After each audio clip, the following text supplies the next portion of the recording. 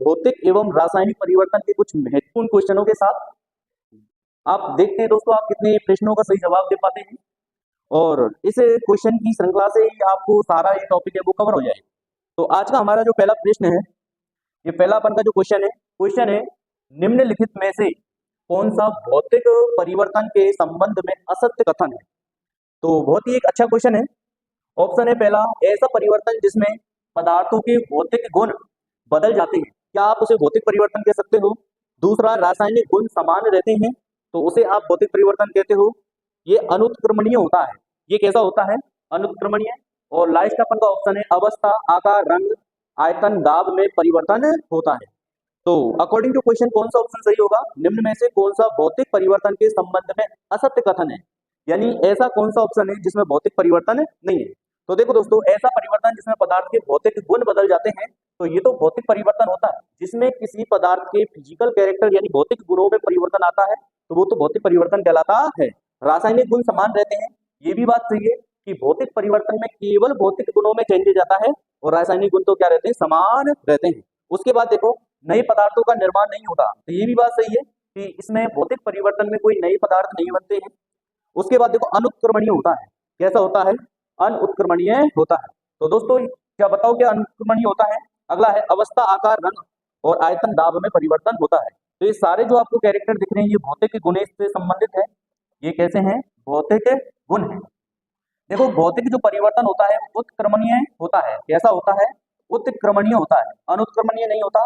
भौतिक परिवर्तन कैसा होता है, उत्क्रमणीय होता है। ठीक है, तो अकॉर्डिंग टू क्वेश्चन अपन का आंसर कौन सा होगा, सी ऑप्शन सही होगा, क्योंकि जो भौतिक परिवर्तन होता है वो कैसा होता है, अनुत्क्रमणीय होता है।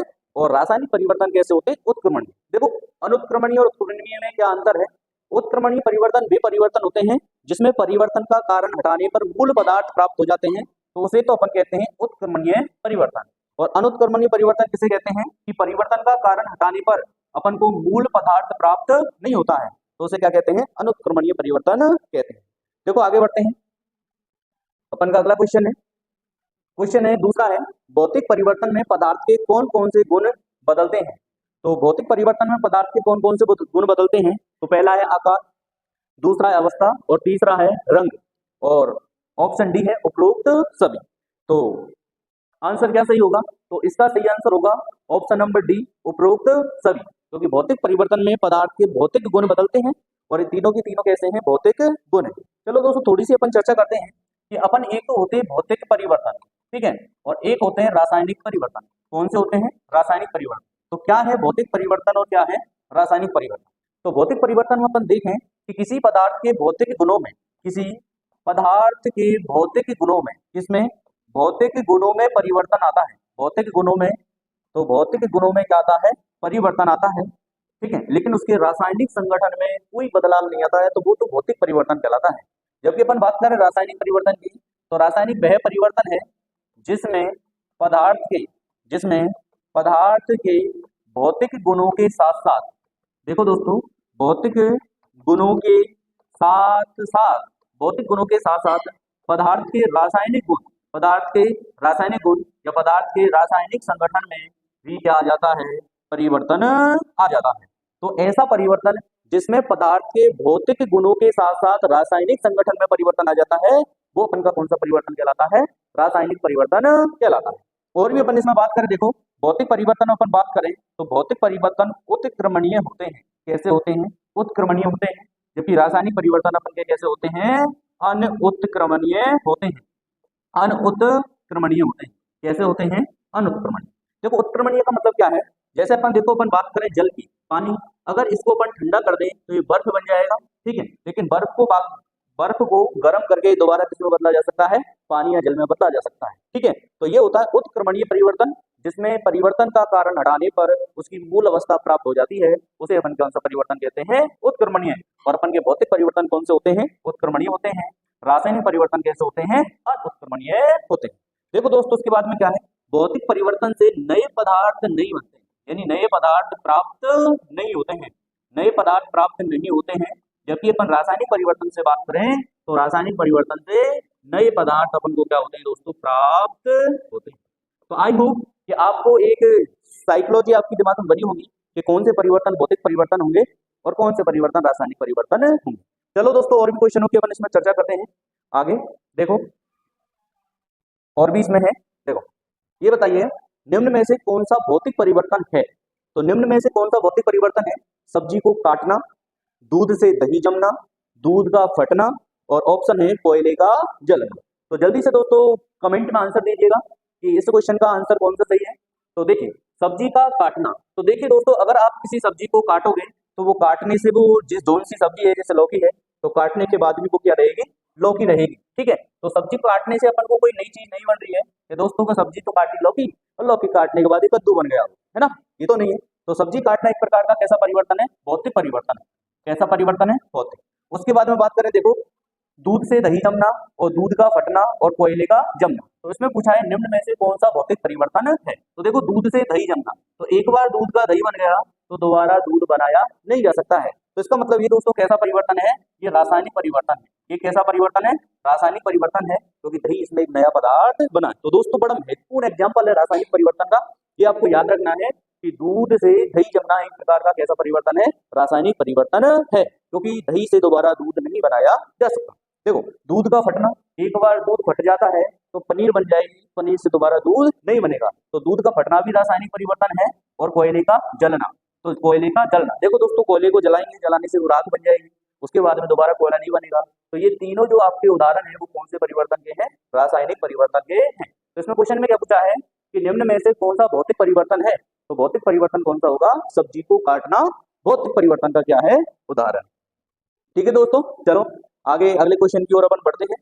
अगला क्वेश्चन कौन सा है अपन का? देखो अगला है निम्न में से भौतिक परिवर्तन होंगे। तो आपसे पूछा है कि जो भी अपन के ऑप्शन में दिए गए हैं इनमें से निम्न में से कौन से भौतिक परिवर्तन के उदाहरण है। तो देखिए दोस्तों कौन कौन से हैं। नंबर 1 अपन बात करें, धातु की छड़ को गर्म करना। ठीक है दोस्तों, पहला है। दूसरा है कागज के टुकड़े करना, यानी आप एक कागज लो, सटासट उसको फाड़ दो 2-3 भागों में। उसके बाद देखो कपूर का उड़ना, है ना? कपूर को जैसे ही आप गर्म करोगे तो ठोस कपूर किसमें बदल जाएगी? वाष्प में बदल जाएगी, टूट जाएगी। उसके बाद है मोमबत्ती का पिघलना। तो कौन सा है? पहला है ऑप्शन आपका कि 1 2 3 4 5, इसमें विकल्प नहीं है, तो शायद ये गलती से टाइप हो गया। तो देखो ऑप्शन 1 2 मतलब ऑप्शन नंबर 1 है, 1 2 3 4 चारों ही अपन के भौतिक परिवर्तन के उदाहरण है। केवल ऑप्शन नंबर 4 भौतिक परिवर्तन है, या फिर इसमें भी 5 गलती से टाइप हो गया। 1 2 3 भौतिक परिवर्तन के उदाहरण है, और या फिर इसमें है 1 2 3 4, ये ऑप्शन दोनों सेम है। इनमें से कोई एक ऑप्शन अपन का क्या करते हैं, जैसे मान लो चलो इसमें ये बता दो कि 2 3 4 भौतिक परिवर्तन के उदाहरण। तो बताइएगा दोस्तों कौन सा ऑप्शन सही है।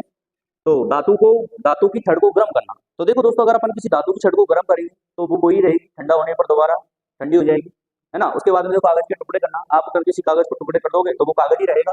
कपूर का उड़ना, ये भी अपन का क्या है? भौतिक परिवर्तन का उदाहरण है। और मोमबत्ती का पिघलना। दोस्तों यहाँ पे याद रखना, अगर आपको ऑप्शन आता मोमबत्ती का जलना, मोमबत्ती का जलना, तो मोमबत्ती का जलना एक रासायनिक परिवर्तन है, लेकिन मोमबत्ती का पिघलना कौन सा परिवर्तन है? भौतिक परिवर्तन। तो ये सारे के सारे उदाहरण आपके कौन से हैं? भौतिक परिवर्तन के हैं। तो अकॉर्डिंग टू क्वेश्चन आंसर कौन सा सही होगा? 1 2 3 और 4 चारों ही भौतिक परिवर्तन के उदाहरण। ठीक है दोस्तों, अगर आपको वीडियो देखकर अच्छा लग रहा है तो वीडियो को लाइक कीजिएगा। बाकी की आगे बढ़ते हैं अगले क्वेश्चन की ओर। देखिए दोस्तों अगले क्वेश्चन की ओर आगे बढ़ते हैं। देखो अगला क्वेश्चन अपन का, निम्नलिखित में से कौन सा भौतिक परिवर्तन है चुनिए। देखिए कि शानदार क्वेश्चन है आपके लिए दोस्तों, कि निम्न में से कौन सा भौतिक परिवर्तन है, आपको इसका क्या करना है? चुनाव करना है। देखो निम्न में से कौन सा भौतिक परिवर्तन है, आपको क्या करना है? बताना। देखो सेब का भूरा पड़ना, जैसे ही दोस्तों अपन किसी सेब को काट करके थोड़ी देर रख देते हैं तो उसकी जो ऊपरी सतह है वो भूरे भूरे रंग की हो जाती है।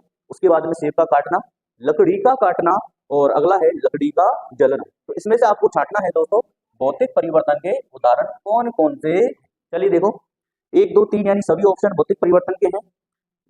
1 4 2 3 या 1 2। तो देखो सेब का भूरा पड़ना, बिल्कुल दोस्तों हम जानते हैं कि जैसे अपन सेब को रख देते हैं काट करके तो उसकी ऊपरी सतह कैसी पड़ जाती है? भूरी। तो ये कैसा परिवर्तन है? रासायनिक परिवर्तन है। ये दोस्तों कैसा परिवर्तन है? रासायनिक परिवर्तन। लेकिन देखो काटना, आपको अगर कहीं पे भी दिखे किसी वस्तु को काटना, सब्जी को काटना, सलाद काटना, तो काटना हमेशा एक ऐसा परिवर्तन है रासायनिक, काटना एक ऐसा परिवर्तन है भौतिक परिवर्तन है। तो एक तो भौतिक परिवर्तन ये है, ठीक है। दूसरा देखो लकड़ी को काटना, अभी मैंने बताया काटने से संबंधित कोई सा भी ऑप्शन हो वो कौन सा होगा? भौतिक परिवर्तन होगा। तो लकड़ी का काटना भी कैसा परिवर्तन है? भौतिक परिवर्तन। देखो लकड़ी का जलना एक रासायनिक परिवर्तन है, क्योंकि जैसे अपन किसी लकड़ी को जलाएंगे, जलाने के बाद में जो अवशिष्ट बचेगा उससे दोबारा अपन लकड़ी नहीं बना सकते, इसलिए लकड़ी का जलना कैसा परिवर्तन है? रासायनिक परिवर्तन है। तो दोस्तों कौन कौन से भौतिक परिवर्तन के उदाहरण है? 2 और 3। तो 2 और 3 अपन के कौन से ऑप्शन में है? Option number c correct answer this question. देखो दोस्तों आगे बढ़ते हैं अगले क्वेश्चन की तरफ। अगला अपन का क्वेश्चन है, देखो हाँ ये तो क्वेश्चन वही है, सेम रिपीट हो गया। चलो अगला क्वेश्चन अपन का, निम्न में से कौन सा एक रासायनिक परिवर्तन नहीं? दोस्तों आपके लिए एक महत्वपूर्ण बात यह है कि जब भी आप एग्जाम में पेपर देने बैठो तो आप एक तो क्वेश्चन को सही तरीके से पढ़िएगा, क्योंकि कभी कभार क्वेश्चन में नहीं लिखा होता है और अपन उसको क्या हाँ में मान लेते हैं और एग्जाम का प्रेशर जल्दीबाजी से अपन ऑप्शन को क्या करके आ जाते हैं, गलत आ जाते हैं। तो सबसे पहले तो प्राथमिकता आपके लिए यही है कि सबसे पहले ऑप्शन को बेहतरीन तरीका से पढ़ो कि ऑप्शन अगर आखिर में पूछ क्या रहा है। तो क्वेश्चन को सबसे पहले तो बड़ी अच्छी तरीका से अपन पढ़े। तो देखो इसमें क्या है, इसमें है कि निम्न में से कौन सा एक रासायनिक परिवर्तन नहीं, यानी रासायनिक परिवर्तन है नहीं, रासायनिक परिवर्तन नहीं है। तो वो कौन सा ऑप्शन है जिसमें रासायनिक परिवर्तन नहीं है? इसका मतलब उसमें रासायनिक परिवर्तन नहीं है, तो कौन सा परिवर्तन होगा? भौतिक परिवर्तन होगा। देखो नंबर 1, लौह में जंग लगना, क्या ये रासायनिक परिवर्तन नहीं है? मैग्नीशियम रबर का दहन, क्या ये रासायनिक परिवर्तन नहीं है? मोमबत्ती का जलना, क्या ये रासायनिक परिवर्तन नहीं है? या मोमबत्ती का पिघलना, तो कौन कौन सा है जो रासायनिक परिवर्तन नहीं? तो दोस्तों देखो लौह में जंग लगना, जैसे ही किसी लोहे में जंग लग गई तो जंग से दोबारा से लोहा नहीं बन सकता। मैग्नीशियम रबर का जलना, देखो दोस्तों अगर आपका सही कोई भी ऑप्शन में अगर आपको दिखे दहन या दिखे जलना, तो जलने के बाद में अपन को नए पदार्थ प्राप्त होते हैं, जलाने के बाद अपन को दोबारा से पहले जैसी वस्तु प्राप्त नहीं हो सकती, तो जलना एक रासायनिक परिवर्तन का उदाहरण। तो देखो लौह में जंग लगना एक रासायनिक परिवर्तन का उदाहरण है, मैग्नीशियम रबर का दहन ये भी रासायनिक परिवर्तन का उदाहरण है, और मोमबत्ती का जलना तो रासायनिक परिवर्तन का उदाहरण है। तो ऑप्शन कौन सा होगा इसमें? कि मोमबत्ती का पिघलना एक कैसा परिवर्तन है? रासायनिक परिवर्तन नहीं है दोस्तों, ये कैसा परिवर्तन है? भौतिक परिवर्तन। तो यही अपन से पूछा है कि कौन सा रासायनिक परिवर्तन नहीं है, तो यानी कौन सा भौतिक परिवर्तन है? तो कौन सा है? मोमबत्ती का पिघलना रासायनिक परिवर्तन नहीं है। मोमबत्ती का पिघलना कैसा परिवर्तन है? भौतिक परिवर्तन। ठीक है दोस्तों, अगर आपको वीडियो अच्छी लग रही है, सेशन अच्छा लग रहा है, तो आपके लिए और भी कई टॉपिक्स के अपन ऐसे ही एमसीक्यूज आपके लिए लाएंगे। वीडियो को लाइक करो, शेयर करो, ताकि आपके और भी साथियों को इसका बेनिफिट हो सके। चलो अगला क्वेश्चन अपन का, इनमें से कौन सा एक रासायनिक परिवर्तन है? इनमें से कौन सा एक रासायनिक परिवर्तन है? तो बात की गई है कि रासायनिक परिवर्तन कौन सा है, तो रासायनिक परिवर्तन देखते हैं कौन सा है, बताइए दोस्तों कौन सा होगा रासायनिक परिवर्तन?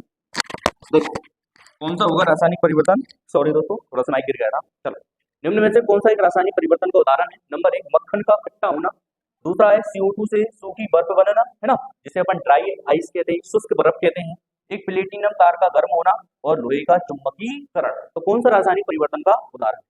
तो दोस्तों कौन सा रासायनिक परिवर्तन का उदाहरण है? मक्खन का खट्टा होना। तो जैसे अपन मक्खन को थोड़ी देर कुछ दिनों के लिए अगर मक्खन को रख दें तो मक्खन कैसा हो जाएगा? खट्टा हो जाएगा। ये किसका परिवर्तन है? अपन का रासायनिक परिवर्तन का उदाहरण। देखो बर्फ का शुष्क होना या शुष्क बर्फ बनना कार्बन डाइऑक्साइड की, ये भौतिक परिवर्तन है। प्लेटिनम तार को गर्म करना, ये भी भौतिक परिवर्तन है। और लोहे का चुंबक बनाना, ये इंपॉर्टेंट है क्योंकि इसमें अपन को कंफ्यूजन रहता है कि लोहे से चुंबकीकरण यानी लोहे का चुंबक में परिवर्तन कौन सा उदाहरण है। तो दोस्तों आप इसको चाहे तो नोट कर लो कि लोहे का चुंबकीकरण कौन सा उदाहरण है? भौतिक परिवर्तन का उदाहरण। किसका उदाहरण है? भौतिक परिवर्तन का क्या है? उदाहरण। चलो अगले क्वेश्चन की तरफ बढ़ते हैं। अगला क्वेश्चन है निम्न में से कौन सा रासायनिक परिवर्तन नहीं है? तो बताइएगा दोस्तों निम्न में से कौन सा रासायनिक परिवर्तन नहीं है? ठीक है दोस्तों, लेकिन आज का आप इस सेशन देखने के बाद में आपका भौतिक और रासायनिक परिवर्तन का कोई भी क्वेश्चन आपका गलत नहीं होना चाहिए दोस्तों। चलो बताइए निम्न में से कौन सा रासायनिक परिवर्तन नहीं है ना? तो मैंने यही आपको पहले ही बता दिया और क्वेश्चन आपको अच्छे से पढ़ना है। नई वाले जो नहीं जो आता है ये हमेशा क्वेश्चन अपन को क्या करते हैं? गलत ऑप्शन की ओर ले जाते हैं। इस चीज का आपको विशेष ध्यान रखना है। निम्न में से कौन सा रासायनिक परिवर्तन का उदाहरण नहीं है? तो कौन सा रासायनिक परिवर्तन का उदाहरण नहीं है? दूध से दही बनना। ठीक है, तो अपन ने देखा दूध से दही बनना तो एक रासायनिक परिवर्तन है। कागज का गीला होना, कागज का जलना, देखो जलने से संबंधित जहाँ पे भी बात आती है वो कौन से परिवर्तन है? रासायनिक। और कागज का सड़ना गलना यानी कागज का किन बनना। तो देखो दोस्तों कागज सड़ जाएगा गल जाएगा तो मिट्टी बन जाएगी, राख हो जाएगा, है ना। तो आपका कौन सा ऑप्शन नहीं है? तो रासायनिक परिवर्तन का ऑप्शन नहीं है कागज का गीला होना, क्योंकि देखो कागज गीला होने के बाद में सूख जाएगा, उसमें तो कोई नया पदार्थ बना ही नहीं, उसमें तो कोई ज्यादा प्रकाया ही नहीं है ना। तो कागज का गीला होना ये कौन सा परिवर्तन है? भौतिक परिवर्तन है, यानी ये रासायनिक परिवर्तन नहीं। तो हाँ दोस्तों आपके लिए और भी एक बार फिर से बता दें कि श्री मदन मोहन कंपटीशन क्लासेज करौली में सभी आगामी भर्तियों के नवीनतम बैच स्टार्ट हो गए हैं। आप अपना रजिस्ट्रेशन करवा करके और आप अपनी तैयारी को मजबूत करें। आप जुड़ो श्री मदन मोहन कंपटीशन क्लासेज से, जहाँ पर बेहतर कंटेंट के साथ अनुभवी टीचरों के द्वारा आपको पढ़ाया जाएगा और आपकी तैयारी को एकदम बहुत मजबूत बना दिया जाएगा, ताकि आप किसी भी एग्जाम को आसानी से क्रैक कर सकते हैं। चलो दोस्तों और देखो, हाँ अपन का लास्ट क्वेश्चन है आज का, इस सेशन का लास्ट क्वेश्चन है। देखो उम्मीद करता हूँ आप सभी इसका करेक्ट आंसर देंगे। निम्न में से कौन सा भौतिक परिवर्तन है? तो निम्न में से कौन सा भौतिक परिवर्तन है आपको बताना है कि निम्न में से कौन सा भौतिक परिवर्तन है। तो बताइए निम्न में से कौन सा भौतिक परिवर्तन है? कागज का जलना। तो जहाँ पे जल गया राख हो गई, इसका मतलब रासायनिक परिवर्तन। उसके बाद में जंग लगना, लोहे में जंग लगना कैसा परिवर्तन है? रासायनिक परिवर्तन है। चांदी का काला पड़ना, ये देखो संक्षारण से संबंधित है, यानी चांदी काली काली पड़ के धीरे धीरे हो जाती है, नष्ट हो जाती है। पानी का उबलना, है ना। तो दोस्तों देखो पानी का उबलना कैसा परिवर्तन है? भौतिक परिवर्तन। पानी का उबलना कैसा परिवर्तन है? भौतिक परिवर्तन है। ठीक है दोस्तों, तो इसमें ऑप्शन कौन सा सही होगा? ऑप्शन नंबर 4, पानी का उबलना कैसा परिवर्तन है? भौतिक परिवर्तन है। तो आई होप आपको क्लास अच्छी लगी होगी। अगर आपको ये क्लास अच्छी लगी हो तो दोस्तों लाइक करें, चैनल को सब्सक्राइब करें और आपके दोस्तों को इस वीडियो को शेयर करें। और ऑफलाइन क्लासेज एक बार आपको फिर से बता दूं मैं कि श्री मदन मोहन कंपटीशन क्लासेज करौली में ऑफलाइन बैच हैं वो स्टार्ट हो गए हैं। सभी आगामी भर्तियों के नवीनतम बैच स्टार्ट हो गए हैं। एसएससी, रेलवे, अपन के स्नातक सीईटी और अपन के सीईटी जो 12th लेवल की है उसके सभी के नवीनतम बैच अभी हाल ही में स्टार्ट हुए हैं। आप श्री मदन मोहन कंपटीशन क्लासेज को ज्वाइन करके और आप अपनी तैयारी को मजबूत कर सकते हैं। तो ठीक है दोस्तों, जय हिंद, जय भारत, मिलते हैं अगली क्लास में।